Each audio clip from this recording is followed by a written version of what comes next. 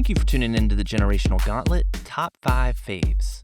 This is the podcast where we give you our top 5 on a topic with a generational twist to it. My name is Matt Lambert, and I'm the host of this podcast. Each week, I bring in a guest who's from a different generation than me to discuss or debate our top 5 on a selected topic. So March is Women's History Month. And with that in mind, and from a listener-requested topic, today's topic is the top 5 female Olympians. And this topic is definitely timely.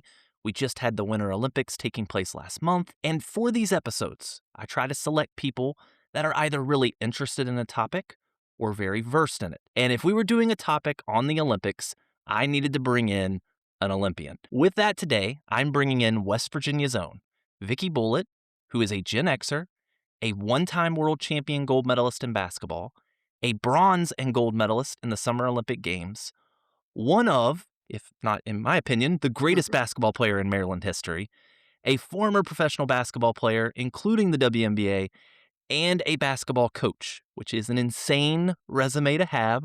So, Vicky, thank you for coming on to the podcast. Absolute pleasure to get to talk to you today. And Matt, thanks for inviting me.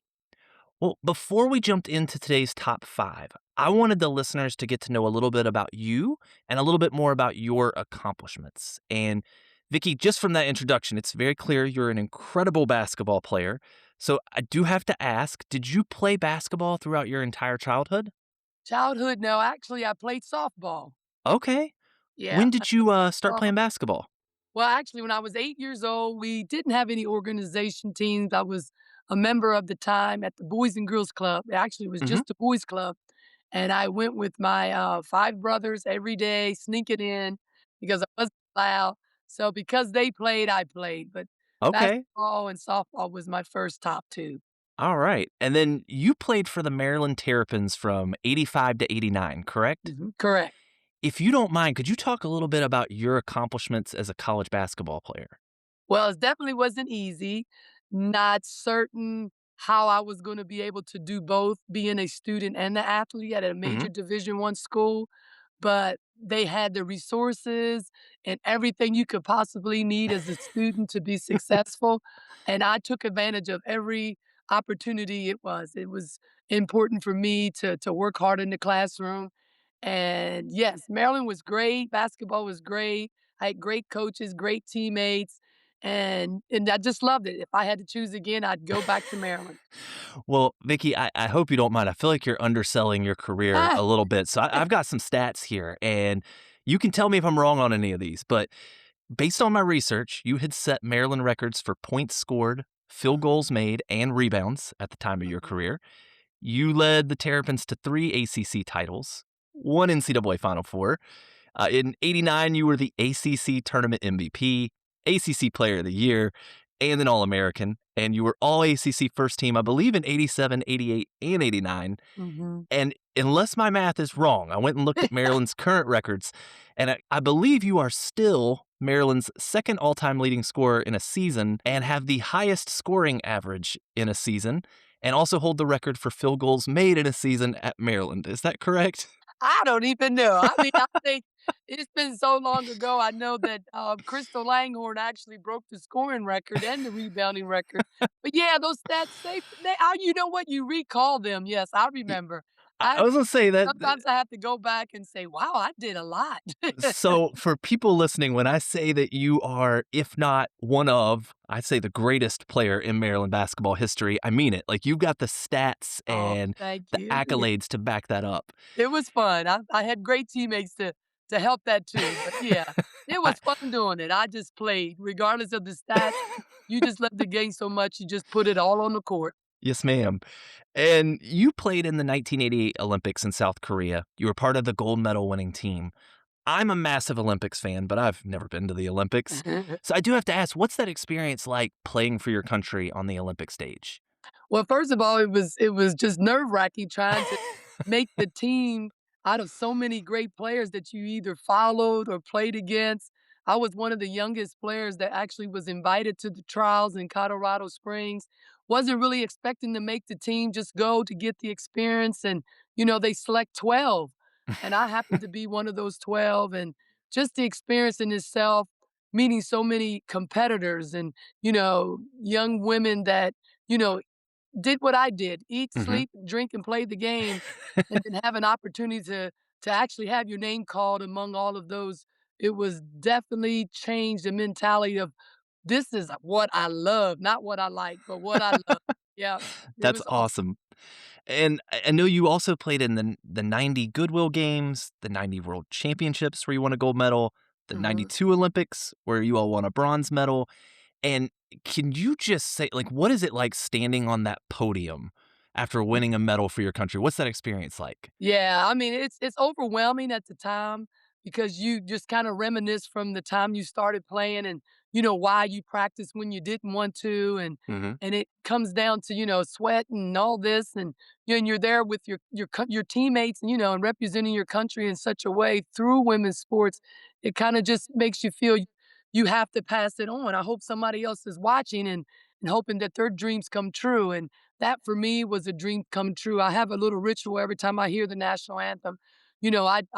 I knock on my head a couple of times and knock on the floor, and just to be grateful. It's a Yeah, superstition that I've had, and I made it through the national anthem. So it took the blood and the sweat to get there, but it was just an honor. The honor is within yourself, and wearing that red, white, and blue and representing your country. yeah. It was a special moment. I'm sure. I'm sure. And I know if you look at the history of the WNBA did not come around until 97. Mm-hmm. Between that time, so before the WNBA came around, I think you were still playing some professional basketball, correct? Yeah, spent too many years, but it wonderful years. After I graduated college, I went overseas because there wasn't anything for us to do, and I just knew I wasn't finished. I want to keep playing, and my dad would say, "Well, it's not a real job." I said, "Well, it is now." He'd always tell me, "You better get a real job." I did have my degree to fall back on, so whenever time to retire, I would have been okay. So spent 9 years overseas and Hmm. a couple, 3 other years over in Brazil. So that was a great experience, and Yeah. yeah, played overseas for a total probably of 15 years after my college years. And now, again, if I've got any of this research wrong, you can call me out on it. But I believe you were an all-star 4 times Mhm, in the Italian league, and you won a mhm. championship in Brazil, correct? Yeah, did. Okay. I too, because it depends. It's the EuroLeague, and Hmm. then you have your regular championship. So, yeah, in Brazil, we won a couple of championships, and after Okay. we won the championship, in Italy. Well, I think it was my last year in Oh, Italy, we nice. championship too. So, yeah, it was Yeah, great. had a lot of success overseas, and Yes. then you came into the WNBA in '97, correct? Mhm. What could you sum up for everybody, like, what your WNBA career was like? Well, at first I know for one thing I was overseas, majority of the ladies were overseas when the ABL started. Now we Mhm. didn't even know anything about it. I was like, "What's ABL?" And then some of the scouts came overseas and told us that the WNBA was gonna start, and I said, "Really?" But it was during the summer, so that worked out well. But the experience and the time, I'm just lucky enough that it started in a time that I was probably in the peak of my career, but close to Mhm. the end. So I was only able to play 6 years, but Yeah. that including after the summer season, I go back overseas. So for 6 years, there was probably 2 weeks between 6 years that I got to rest and transition to one season to the other. And, That if is a you were younger, you can do it, but I was getting older. I was like, "I don't know how long I could do this." and you played for both the Sting and the Mystics, correct? Yes, correct. Mhm. Okay, and I have some of your stats here. So the stats I had was that during your career, you made more than 800 field goals. You had Mhm. more than 1,100 rebounds, 250 assists, 250 blocks, and more than 350 steals. Does that sound about right? That sounds pretty good. That sounds phenomenal. So that Yeah. sounds. Don't keep track of those stats. I mean, I wonder how many minutes I played the whole time because I felt I never came off the court. Did you know that you set a WNBA record for minutes played? Yeah, it was against Seattle. I remember I was going crazy playing against Lauren Jackson, trying to follow her everywhere. I remember that. Yeah. So say I saw that was like July 2001, I Uh-huh. think. So, Yep. Vicky, I did some research before today. I wanted to come in prepared, and All right. everything I read, I was more and more impressed by you. I was Oh, already impressed before I started, but it just grew. And then at some point, you made the transition into coaching, correct? yes, yes. So, when Mhm. did you make that transition into coaching? Well, I think it's, after a while, let's see, I think my last year might have been in Brazil.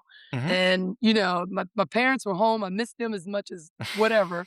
But then, okay, I knew that it was time, not that because the injuries, just I wanted to continue to maybe go home and give back to my community as much as I could. Yeah. And, coming home was important as my parents were getting older, and it's like I missed out a lot. Okay, now I can stop.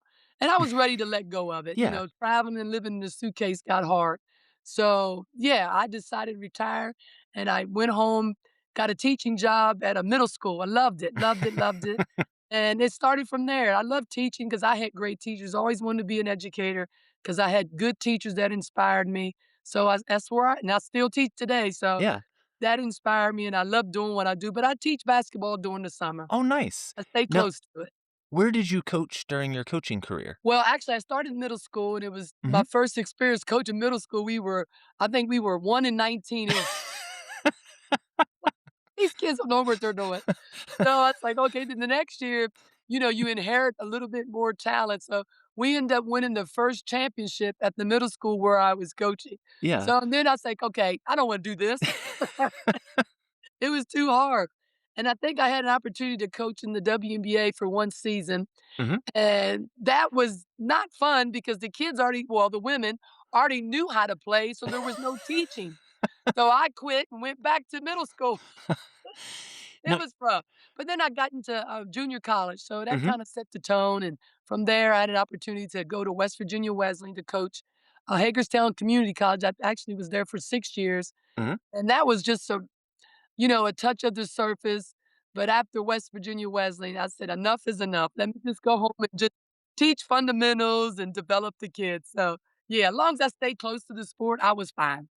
So, Vicky, I know looking at your background, in 2011, you were Hmm. inducted into the Women's Basketball Hall of Fame. And what is that experience like to be acknowledged as one of the greatest female basketball players of all time? Oh, it was just one. I think it was the most impressed thing that just made it like a real tearjerker.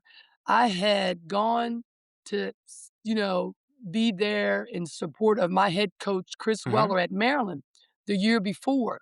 So I got there and, I was really excited. So Vivian Stringer, who was a coach and on the committee, came up to me after the event, and she took me in the auditorium. I was like, "Is she gonna offer me a job? That's gonna be great." I was all Coach Vivian Stringer is one of those, female coaches that, oh, they were just, if it wasn't Coach Weller, it'd be Coach Vivian Stringer. Yes, ma'am. And she sat me down and she said, "Well, Vicky, I just wanted to share with you, face to face that you will be the next inductee to the Women's Basketball Hall of Fame."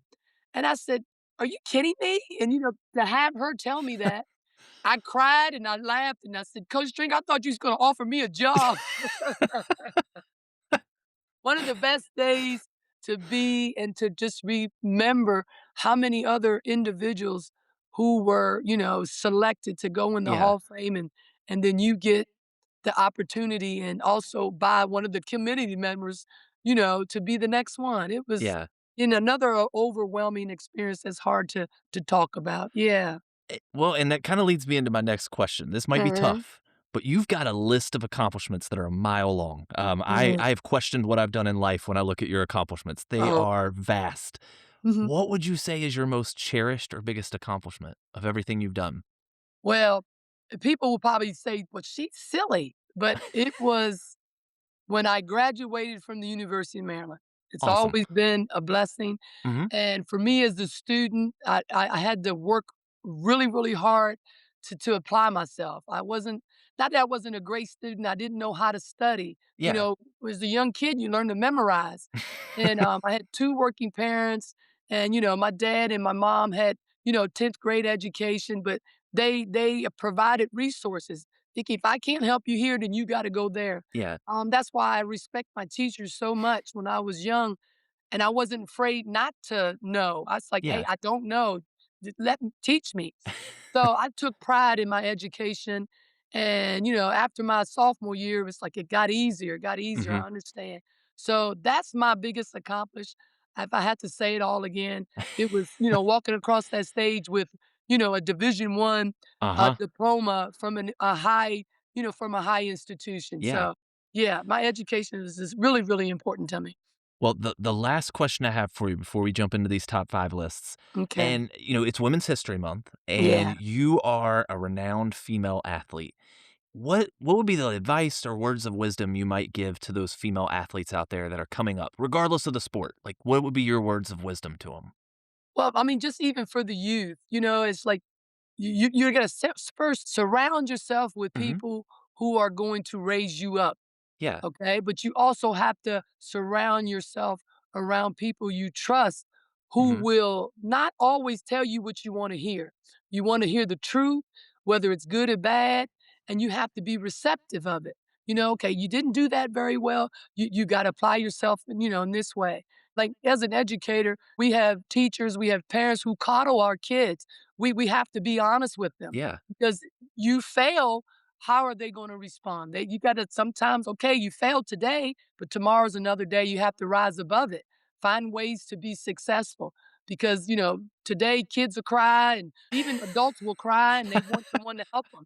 I was always the person to dig, dig, dig because I had Yeah. brothers who didn't let you fall, but when they were there, so you would get up because what if I'm injured and I can't help you? So Yeah. kids got to. It's okay to fail, but don't be Mhm. satisfied. I love that. Vicky, it reminds me, I don't know, are you familiar with Eric Thomas? Eric The hip Thomas. hop preacher, he's a motivational speaker. No, Uh, I'm gonna look so that one up. he's Eric very Thomas. involved in sports, a Michigan guy, talks a lot at Okay. Michigan State University, and he has a speech he gives, and he says, "Don't cry to quit, cry to keep Oh, going." He's yeah. like, and I love that, and that's what you just said reminded me of Mhm. his speech on not crying to quit, cry to keep going, lock in, Yeah. and he talks about that whole idea of just becoming your best self, having that beast in you. So, I, Right. That's th- that's so influential to our young people because yeah, kids will absolutely. cry and then say, "Okay, now what did those tears accomplish? Just a wet T-shirt. That's about it. So get up and keep moving." Vicky, I need you to be like motivating me in my daily Oh, life here. So for those that have not listened to this podcast before, we're going to transition into our top 5 lists here, okay. and uh, Vicky and I have each put together our own list for the top 5 female Olympians. I do not know a thing about her list. She does not know a thing about mine. She's going to give her number 5 and why. I'll give my number 5 and why, and we'll continue until we get to each of our number ones. So, Mhm. Vicky, with that, I will hand it over to you. Who is your number 5 female Olympian? Okay. Cheryl Miller. Ooh, okay. Uh, because Cheryl could probably play 1 through 5. She was such a Mhm. versatile player before versatility actually happened. If you look at Candace Parker, she could Yeah. probably play 1 through 5. Yeah, And I think absolutely. And Cheryl Miller, even though she was more like a guard type, Mhm. she could play everywhere. I Yeah. watched her play. She was one of those players that you admired, and she was fun to watch, before basketball really, she celebrated. It's just so funny to watch clips of her and then watch her Yeah. brother because their mannerism was the same. And I remember, and I think I can even say this because it's just probably true. I probably was a member of that Olympic team in '88 because she was injured. Yeah. But even though we're not in the same position, but I was one of the youngest players, so Mhm. was between me and Bridget Gordon probably because she fits that mold, but Yeah. she just wasn't available because of an injury. But Gotcha. yeah, Cheryl Miller was one of my all-time, you know, Okay. tops of the Olympians. Yeah. All right. So, Vicky, I'm gonna be honest with you. I cheated on my list today. He So, said he cheated. the Olympics are tough, and Yeah, if they you, are. especially if you got like the summer, the winter, there's a lot of events. Yeah. So here is how I made it easier for myself. Okay. I had to watch them compete. That's on my Uh-huh. list. So I do have one honorable mention. I don't do this Okay. often, but my honorable mention was Jackie Joyner Kersee. And Okay. Okay. sadly, I only recall seeing her in 96. That's why she's Uh-huh. not on the top 5. But in 96, she got a bronze in the long jump, a silver Yeah. medal in the heptathlon in 84, gold Yeah. medals in 88 in the heptathlon and the long jump, gold Mhm. in the heptathlon and bronze in the long jump in 92. Yeah, she was Yeah, fierce. listed her because she's a legend. But Yeah. my number 5, I went basketball, and that Okay. is I went with Diana Taurasi as my number 5. Okay. And I went with Taurasi because she's the only male or female to win 6 Olympic gold medals in Yeah. basketball. Yeah, So she from broke Teresa Edwards' record. She Yep. did, she did, Mhm. and, you know this, from '04 to '24, she went undefeated in Olympic play, won Uh-huh. 61 consecutive games. She's one of only 3 women in history to win 6 gold medals in the same event, and Mhm. I know her role changed over time. I think that Yeah. that happens, and that's Yeah. okay. Yeah. As you get 'Cause a you little don't bit longer in the tooth, your role might change, but it's still 20 years of winning. It's unmatched, Yeah. and I won't say a whole lot more about her because she's probably gonna be in a top 5 for other lists I have in the future, Uh-huh. but she's my number 5, so Okay. I'll hand it over to you for your number 4. Number 4 was Teresa Edwards. Okay? What's your, thoughts on Teresa Well, I Edwards? mean, Teresa was a leader Mhm, without a doubt. When I was on the Olympic team in '88, she was one of those older players that set the tone for the team. Um, yeah, she's the one that had played the longest before Donna Taurasi mhm, had beaten her record, and it's just she was just a good human. yeah, I I haven't come across too many players that would stop, look, and listen and guide. I mean, just besides her accolades, yeah, she was just a good human. She knew how to be a leader without anyone telling her. It just came natural to her. And, and younger players cling to that. They want to know more. They want to sit and listen to her voice because she had so many, positive things to mhm. say when you're going through whatever you're going through. Teresa was very knowledgeable of tapping into those type of things. And I was grateful for having her as a teammate. Yeah, awesome. My number 4, I went to the track. I went with Faith Kipyegon, I and know that name. Faith is the gold standard in women's distance running. So beyond the Okay. Olympics, she's the world record holder for the 1,500 meters and the Mhm. mile. She's the former world record holder for the 5,000 meter. And Vicky, I will not ask you to give this, but I will give it. So my fastest mile I ever ran was 4:45. Was the Wow, fastest that I ever, which was not on the level of winning any state titles. uh-huh. But Faith has run a 4:07 in the mile, Wow. so she would have smoked me in the mile. At the Olympics, she's a beast. The only one that people would say was a disappointing performance, 2012, she went 16th in the 1,500. I don't like Mhm. to call that a disappointment. You're Right. 16th in the world, but that's just me. But in the next 3 Olympics, she won the gold in the 1,500, becoming the Mhm. first female in history to win 3 consecutive Olympics in that event. In Wow. 2024, she added a silver in the 5,000 meter before Mhm. taking home her 1,500 gold. And in the 2024 Olympics, Faith set the Olympic record in the 1,500 with a 3-minute and 51-second 1,500, which is just Wow. wild. And I feel like anytime she touches the track, it's history. For somebody that's a former distance runner, I absolutely Mhm. love Faith. So that's my number 4. I'll hand it Okay. to you for your number 3. Alright, Michael Phelps, the swimmer. All right. Man, amazing, amazing. And that I like him, and I got to watch all of his meets. And what made him special, and I mean, he could have been up there with, Teresa Evers. And the fact that I like the fact that his story of Hmm. his disability made no difference in his success. Now he Yeah. struggled, but what he accomplished relates to a lot of the students that I may have in class and give them a sign. You know what? This was an Olympic swimmer who has Yeah. things that you're going through, whether it's ADHD, you have a Hmm. disability. And thanks to his mom, who was also an educator, helped him get through that. She Yeah. didn't feel sorry for him. You got to find ways to be successful. So Michael, through sport, found those type of things. And, maybe if he was teased, I bet they don't tease him now. That's a good point. He That's a good accomplished point. a lot. I, So I can always feel for students that struggle, yeah. but yet he found what he was good at, Hmm. and he made it big. So, Yeah. yeah, I that's good. I love that one. Yeah. Um, my number 3, I went with Allison Felix. Oh, And yeah. if I was just talking just my favorite track athletes, so Mhm. not even the best, if I just said my favorites, she would be at the top of that list or in contention. Uh, Okay. this woman is a long-term dominant force in track. In '04, she won a gold or a silver in the 200. In Mhm. '08, another silver in the 200, gold in the 4x400. 2012, gold in the 200, gold in both the 4x1 and 4x400 relays. In 16, gold in both relays again, a silver in the 400, and in Uh-huh. 2020, gold in the 4x4 and a bronze in the 4. Yeah. And Allison is the first female track and field athlete to win Mhm. 7 Olympic gold medals. She is the Mhm. most decorated woman in Olympic track and field history and the most decorated American track and field athlete in Olympic history. And if you Yeah. go to World Championships, she is the overall most decorated athlete in track and field history. And one of the things I love the most about her is I think it was the 2020 Olympics. Mm. She had, well, actually, I go back to the 2019 World Championships. Uh-huh. She returned after having an emergency C-section. Yes, I I think it was remember. 8 months, maybe 8 to 10. Mhm. And she came back and she broke Usain Bolt's gold medal record that he had for Right. World Championships. Amazing. She had a dispute with Nike, so she Mhm. dropped Nike, started her own shoe line. Yes. And I think for just women, we're in Women's History Month, she is such a role model for women.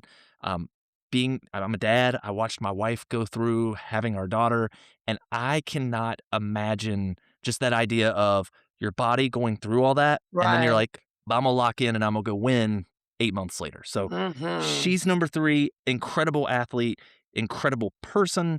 I will stop gushing. She's just No, incredible. it's So, true. I yep. agree with that one. That's a good one. Yes, it was. I mean, we followed her, but I just feel that she didn't get enough, PR. I She think she didn't. should have gotten more, you Yeah, know? I think I personally think that people sleep on women's track. They focus Yeah. on the men, Yeah. and there are some women that are just Oh, powerhouses, and she's one of them. So, yeah. That's well, all.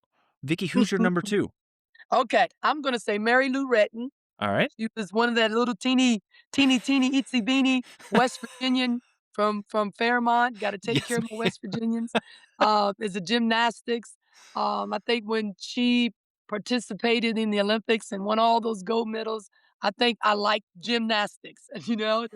It was just awesome. I think that's the first time I was really tuning in. Yeah. The fact that being a West Virginian, you get to hear about this West Virginia Hmm. stuff. I just think she was so courageous in her sport, and I like the stories that she told about how much she had to work and not having confidence as an early age. But then once she hit the mat or whatever event she was doing, she zoned everybody out. So she was just her and her bar or her and her floor. So Mary Lou Retton is one of my tops. Vicky, it's funny that you mentioned her because I think I shared with you, I don't remember if we were recording yet, but there Mhm. are only 3 people from West Virginia that I was readily aware of that Uh-huh. had went to the Olympics, and it was Right. her, you, and I'm probably gonna mess up his name. I think it's James Jett. I know he Yeah, went now for. he's my neighbor. Yeah, Is James he is really not your far. neighbor? Yeah, actually, well, neighbor in sense of I'm Berkeley County, he's Jefferson County. Okay, okay. I thought Yeah, you meant, we like, side by side houses, and I was yep, like, "That is wild." yep, he's I haven't seen him in a while, but he's in this area. Yes, he is. I saw his name on every running list I ever looked at when I was growing Yes. up, all the records in West Virginia. And the Well, ironic thing that his last name is Jet is because he's really fast. he Isn't that is really crazy? fast. I'm not fast even though my last name is Bullet. You and him both might have the coolest names I know, from West everybody Virginia. likes our names, yeah. It is cool. Well, it's funny that your number 2 is a gymnast because mine is as well. Mm, I went with Simone Biles for my number 2, okay. and some people might not realize it. She is actually not the most decorated Olympic gymnast of all time. She's Mm, tied for second, but if you throw in her world championships, that's she true. is the most decorated gymnast of all Decorated, time. uh-huh. Burst onto the scene in 2016, winning a bronze in the balance beam and a gold in the vault, the floor exercise, the individual all around, and the team title. I know some people probably remember 2020 when she got the twisties. I know there Yeah, was a lot of discussion about I that. kn yeah. Even with the twisties, she still got a bronze on the balance beam and a silver as a team. And then Mhm. in 24, she came back, and I think it's one of the greatest comeback stories. Overcame that what happened at that Olympics to Right. win gold in the vault, the all around, and as a team. And Biles isn't just the best at most events. She's actually created the most difficult skills on women's vault, balance beam, and Yeah. floor exercise. And she's the only gymnast to even attempt those techniques. Mhm. So to me, when you're so much better than everyone else, that you invent Mhm. moves that no one else can safely do, you Right. have to be on my list. Oh, So yeah, no doubt um, about that, yeah, yes. so she's won awards like the Presidential Medal of Freedom in Yeah. 2022, comeback athlete of the year in 2024. So for me, just her, and she's such a powerhouse. She's so small in terms of height, It but in might. terms of just her impact is so massive. She's number 2 for me. So, Yeah, that's a good one. That's a good choice too. Vicky, I'll I hand it to you. Who's your number Okay. 1? Oh, this is so hard. I mean, I figured, I don't know. There's just so many athletes you see and Yeah. you call. Ah, the ones that I enjoy, I think I do it by, just because you hear so much about them. Mhm. Oh, I can't. I've got it here on my list. I can't think. You can name a couple people. That's I okay. know. Um, Actually, I'm gonna say FloJo. Okay. FloJo. Yeah, because I just admired her femininity Yeah. as an athlete.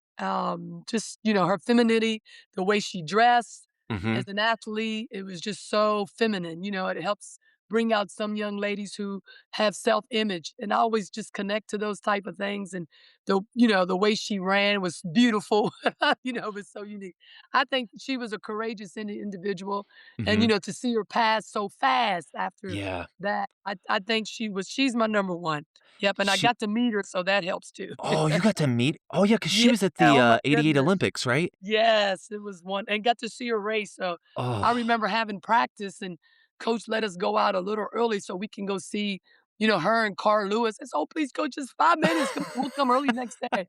And then she let us go out and, see her compete in her event, so I'm gonna say FloJo. Love I love that one. Yeah. That's why I had to say people I've watched, in person because I Mhm. don't feel like I know how great she is, but I don't feel like I can appreciate the greatness because I didn't get to watch it. So, Yeah. it felt insincere for me to put her on the Mhm. list. No, she was great, it was Oh, great. she's yeah, Ye the things I'm aware of her is just phenomenal. Yeah. My number 1, I went to the pool, and I went with Okay. Katie Ledecky, Oh, and yes, that's a good one. my reason is she's the most decorated female swimmer in history, Yeah. the most decorated American woman in Olympic history, and Mhm. from 2012 to 2024, she's been a beast. I think people forget in the 2012 Olympics, she was only 15 years old, Yes, and she yes. won a silver in the 4x200-meter free relay and a gold in the 800. In Mhm. 2016, she won the gold in the 4x200-meter free relay, the 400 free, and the 800 free. She left that Olympics as the most decorated female athlete of the game, and she set 2 world records. In Mhm. 20, she added another silver in the 4x200-meter free and the 400-meter free, and she won gold in both the 800-meter free and the 1500-meter free. Mhm. And in 24, she won bronze in the 400-meter free, silver in the 4x200-meter free, and gold in the 8 and the 1500-meter free events. Wow. She is the current world record holder in the 800 and 1500-meter freestyle long courses. If you throw in World Championships and Pan Yes. Pacifics, she's got 40 gold medals and 17 world records. And Mhm. her list of awards is about as long as her margin of victory. In My 2024, she won by more than 10 seconds in the 1500. That's crazy. She's won events by half a lap. And Mhm. for anybody listening, just think about that. She's so Yeah. good that she's going up against the best in the world and she's Mhm. beating people by half a lap. That's crazy. And when she competes, I'll be honest, during the Olympics, the 3 sports that we watch the most in my house, it's Mhm. basketball, it is the track and field, And and it is swim. swimming. Yeah. And when she is on, we stop everything we're doing. We Everything. grab my daughter and we're like, "Come in here. You need to watch history unfold." That's true. And she is just an absolute beast. So she Yeah. takes my list just because if you can beat your opponents by that much at the Mhm. Olympics, you're doing something right. You're untouchable. And then to start at 14, Yeah. that age is how do you do that? We weren't in competition at that age, at Yeah. that level. We're playing middle school basketball. She's playing for the Olympics, United States at 14. I Incredible, incredible. yeah, I can't imagine for any of these. But Vicky, I'll ask you before we wrap up today, any closing thoughts from you on our lists or anything we've chatted about today? Oh, I just love to hear you be so fluent with these statistics. It's awesome. It's like you remember certain things, you remember all these numbers, statistics, which is great because some people won't know that and think, "You Yeah. know what?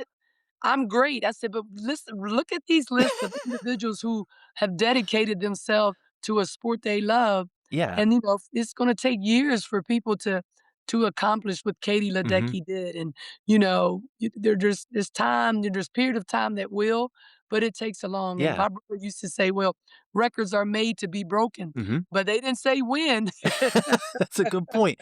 And Vicky, with Yeah. that, you still got some records that you've got. So, Yeah, I got a little bit, yeah, but it's just I think, basketball may be a record you can easily, you can tap into because kids are yeah, really starting young and you've that's got some true. trainers to help, but swimming and all of those things at the age of 14 and, the gymnast, those are tough. That's a tough, it's a different sport, but accomplishments are accomplishments. You gotta Yeah. take them as they give 'em.